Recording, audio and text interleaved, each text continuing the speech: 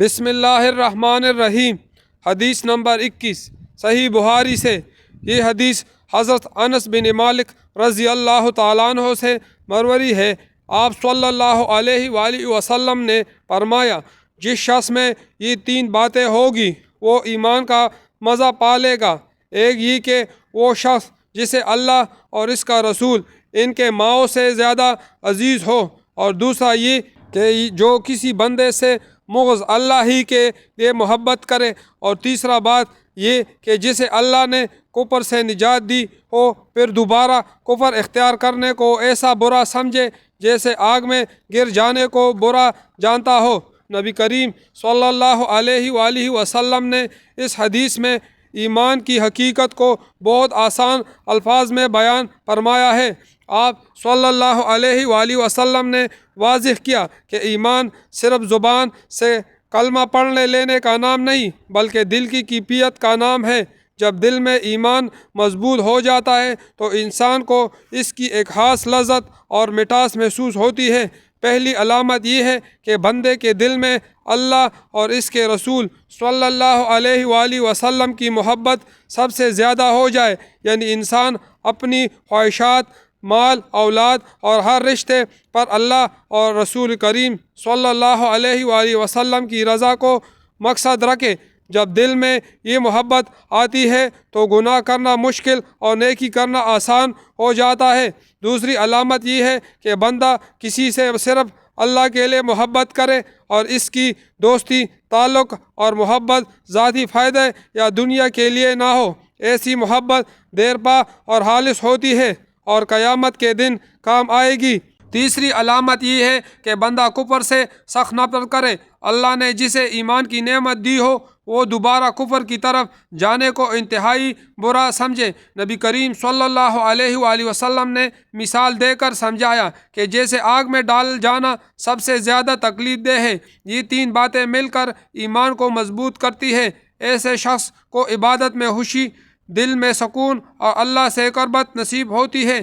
یہی ایمان کی اصل مٹاس ہے، جس کا ذکر نبی کریم صلی اللہ علیہ وآلہ وسلم نے فرمایا، ایمان دل کی کیفیت کا نام ہے، اور اللہ اور رسول اللہ صلی اللہ علیہ وآلہ وسلم کی محبت سب سے اہم ہے۔ خالص محبت اور کفر سے نفرت ایمان کو مضبوط بناتی ہے۔ اپنی محبتوں کا ذکر اللہ اور رسول اللہ صلی اللہ علیہ وآلہ وسلم کو بنائے، تعلقات اللہ کی رضا کے لیے رکھے، ایمان کی قدر کرے اور کفر اور گناہ سے بچے۔ اے اللہ، ہمارے دلوں میں اپنی اور اپنے رسول کریم صلی اللہ علیہ وآلہ وسلم محبت سب سے زیادہ فرما۔ ہمیں خالص نیت کے ساتھ تیری لیے محبت کرنے والا بنا۔ ہمیں ایمان کی مٹاس نصیب فرما اور کفر اور گناہوں سے ہمیشہ محفوظ رکھے۔ حدیث نمبر 22 صحیح بخاری سے۔ نبی کریم صلی اللہ علیہ وآلہ وسلم نے فرمایا، جب جنتی جنت میں اور دوزخی دوزخ میں داخل ہو جائیں گے، اللہ پاک فرمائے گا، جس کے دل میں رائی کے دانے کے برابر بھی ایمان ہو، اس کو بھی دوزخ سے نکال لو۔ تب ایسے لوگ دوزخ سے نکال لیے جائیں گے اور جل کر کوئلے کی طرح سیاہ ہو چکے ہوں گے، پھر زندگی کے نہر میں یا بارش کے پانی میں ڈالے جائیں گے۔ یہی راوی کو شک ہو گیا کہ اوپر کے راوی نے کون سا لفظ استعمال کیا۔ اس وقت وہ دانے کی طرح اگ آئیں گے، جس طرح ندی کے کنارے دانے اگ آتے ہیں۔ کیا تم نے نہیں دیکھا کہ دانہ زردی مائل پیچ در پیچ نکلتا ہے؟ وہیب نے کہا کہ ہم سے عمر نے حیا کی بجائے حیات اور ہر دل من ایمان کی بجائے ہر دل من خیر کا لفظ بیان کیا۔ قیامت کے دن جنتی جنت میں اور جہنمی جہنم میں داخل ہو جائیں گے۔ اس کے بعد اللہ تعالیٰ خصوصی فضل کا فیصلہ فرمائے گا۔ اللہ حکم دے گا کہ جہنم سے ہر اس شخص کو نکال دیا جائے جس کے دل میں رائی کے دانے کے برابر بھی ایمان ہو۔ فرشتے ایسے لوگوں کو جہنم سے نکال لیں گے۔ وہ لوگ آگ میں جل کر کوئلے کی طرح سیاہ ہو چکے ہوں گے، پھر انہیں ایک خاص نہر میں ڈالا جائے گا، جسے نہر حیات یا بارش کا پانی کہا گیا ہے۔ راوی کو شک ہوا کہ کون سا لفظ استعمال ہوا تھا۔ اس پانی میں ڈالنے کے بعد وہ دوبارہ زندہ ہو جائیں گے۔ ان کی حالت ایسی ہوگی جیسے بیج زمین میں اگ آتا ہے۔ نبی کریم صلی اللہ علیہ وآلہ وسلم نے مثال دے کر سمجھایا کہ جسے ندی کے کنارے دانہ تیزی سے اگتا ہے وہ نرم تازہ اور زردی مائل ہوتا ہے، اسی طرح یہ لوگ نئی زندگی پائیں گے۔ یہ اللہ کی بے حد رحمت کی دلیل ہے۔ ایمان چاہے کتنا ہی کم کیوں نہ ہو، وہ آخر کار نجات کا سبب بنتا ہے۔ حدیث میں ایمان اور بعض روایات میں خیر کا لفظ آیا ہے، دونوں کا مقصد دل کی نیکی ہے۔ یہ نجات شفاعت اور اللہ کے فضل سے ہوگی۔ کوئی شخص اپنے عمل سے جنت کا حقدار نہیں بنتا، بلکہ اللہ کی رحمت اصل سہارا ہے۔ کافر اس رحمت سے محروم رہیں گے۔ مومن اگرچہ گناہگار ہو ہمیشہ جہنم میں نہیں رہے گا۔ ایمان کبھی ضائع نہیں جاتا، چھوٹا سا ایمان بھی آخرت میں کام آتا ہے۔ اللہ کی رحمت اس کی غضب سے زیادہ ہے۔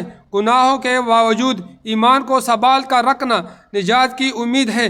کسی مومن کو حقیر نہ سمجھو، اس کے دل میں ایمان ہو سکتا ہے۔ یہ حدیث مایوس دلوں کے لیے امید اور غافل دلوں کے لیے تنبیہ ہے۔ حدیث نمبر 23 صحیح بخاری سے۔ یہ حدیث حضرت عبداللہ بن عمر رضی اللہ تعالیٰ عنہ نے نبی کریم صلی اللہ علیہ وآلہ وسلم سے روایت کی ہے۔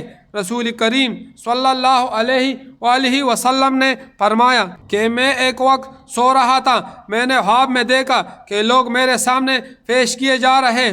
وہ کرتا پہنے ہوئے ہیں، کسی کا کرتا سینے تک ہے اور کسی کا اس سے نیچے ہے۔ پھر میرے سامنے عمر بن خطاب رضی اللہ تعالیٰ عنہ لائے گئے۔ ان کے بدن پہ جو کرتا تھا وہ اسے گھسیٹ رہے تھے، یعنی اس کا کرتا زمین تک نیچے تھا۔ صحابہ رضی اللہ تعالیٰ عنہ نے پوچھا کہ یا رسول اللہ صلی اللہ علیہ وآلہ وسلم اس کی کیا تعبیر ہے؟ آپ نبی کریم صلی اللہ علیہ وسلم نے فرمایا اس سے دین مراد ہے۔ یہ حدیث نبی کریم صلی اللہ علیہ وآلہ وسلم کے ایک سچے خواب پر مشتمل ہے۔ انبیاء کرام کے خواب وحی کا درجہ رکھتے ہیں۔ خواب میں نبی کریم صلی اللہ علیہ وآلہ وسلم نے لوگوں کو مختلف حالتوں میں دیکھا، جو اس بات کی علامت ہے کہ انسانوں کے دینی درجات مختلف ہوتے ہیں۔ سب لوگ قمیص کرتا پہنے ہوئے تھے، لیکن ہر ایک کا کرتا ایک جیسا نہیں تھا۔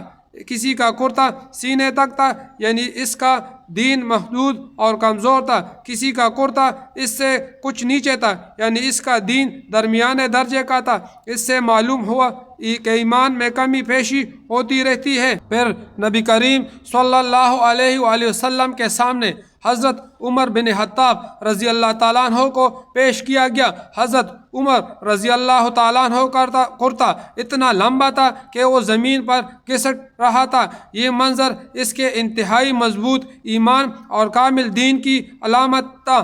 صحابہ کرام نے ادب کے ساتھ اس خواب کی تعبیر پوچھی۔ نبی کریم صلی اللہ علیہ وآلہ وسلم نے واضح فرما دیا کہ اس خواب میں کرتے سے مراد دین ہے، یعنی جس کا دین جتنا زیادہ ہوگا اس کا کرتا اتنا ہی لمبا ہوگا۔ حضرت عمر رضی اللہ تعالیٰ عنہ کا کرتا سب سے لمبا ہونا اس بات کی دلیل ہے کہ وہ دین میں سب سے آگے تھے۔ اس کی زندگی عدل تک ہو پہودہ اور سنت کی مکمل پیروی سے بھری ہوئی تھی، اور وہ حق بات کہنے میں کسی ملامت کرنے والے کی پرواہ نہیں کرتے۔ شیطان تک ان کے راستے سے ہٹ جاتا تھا، جیسے کہ دوسرے احادیث میں آیا ہے۔ اس کا اسلام لانا بھی اسلام کی طاقت کا سبب بنا۔ اس خواب کے ذریعے امت کو یہ پیغام دیا گیا کہ اصل فضیلت دین میں ہے، دنیاوی لباس، مال یا منصب اللہ کے نزدیک معیار نہیں، اللہ کے نزدیک اصل معیار تقوی ہے۔ یہ حدیث ہمیں اپنا محاسبہ کرنے کی دعوت دیتی ہے، ہمیں دکھانا چاہتی ہے کہ ہمارے دین کرتا کتنا لمبا ہے۔ کیا ہم صرف نام کے مسلمان ہیں یا عمل والے مسلمان ہیں؟ حضرت عمر رضی اللہ تعالیٰ عنہ کی سیرت ہمارے لیے نمونہ ہے کہ دین کو مکمل اختیار کیا جائے۔ جو شخص دین کو مضبوطی سے تام لے اللہ اسے دنیا اور آخرت میں عزت دیتا ہے۔ یہ حدیث ایمان کو مضبوط کرنے اور دین میں آگے بڑھنے کی ترغیب دیتی ہے۔ ہمیں اپنے ظاہری لباس سے زیادہ اپنے دین کی فکر کرنی چاہیے۔ ایمان جتنا مضبوط ہوگا اللہ کے نزدیک مقام اتنا بلند ہوگا۔ حضرت عمر رضی اللہ تعالیٰ عنہ کی سیرت ہمیں عدل، تقوی اور مضبوط ایمان کی طرف بلاتی ہے۔ آپ میں نیک لوگوں کو اچھے حال میں دیکھنا ان کے مقام کی دلیل ہے۔ اے اللہ ہمیں سچا اور مضبوط ایمان عطا فرما، ہمارے دین کو ہمارے لیے زینت بنا دے، ہمیں قول اور عمل دونوں میں دین پر مضبوطی عطا فرما۔ اے اللہ ہمارے ایمان میں کمی کو دور فرما اور ہمارے دلوں میں اپنے رسول کریم صلی اللہ علیہ وآلہ وسلم کی محبت بڑھا دے۔ اے اللہ ہمیں حضرت عمر رضی اللہ تعالیٰ عنہ کے نقش قدم پہ چلنے کی توفیق دے، عدل، تقوی اور حق بات کہنے کی ہمت عطا فرما۔ اے اللہ ہمیں دنیا کی محبت میں گم ہونے سے بچا اور آخرت کی فکر ہمارے دلوں میں زندہ فرما۔ اے اللہ ہمارے گناہوں کو معاف فرما اور ہمیں ایمان کی حالت میں دنیا سے رخصت فرما۔ اے اللہ قیامت کے دن ہمیں اپنے نبی کریم صلی اللہ علیہ وآلہ وسلم کی شفاعت نصیب فرما اور ہمیں صالحین کے ساتھ جنت الفردوس میں جگہ عطا فرما۔ آمین رب العالمین۔ ویڈیو کو لائک کریں، دوستوں میں شیئر کریں، ہمارے چینل کو سبسکرائب کر دیں۔ اگلی ویڈیو تک کے لیے اجازت دیجیے گا۔ اللہ حافظ۔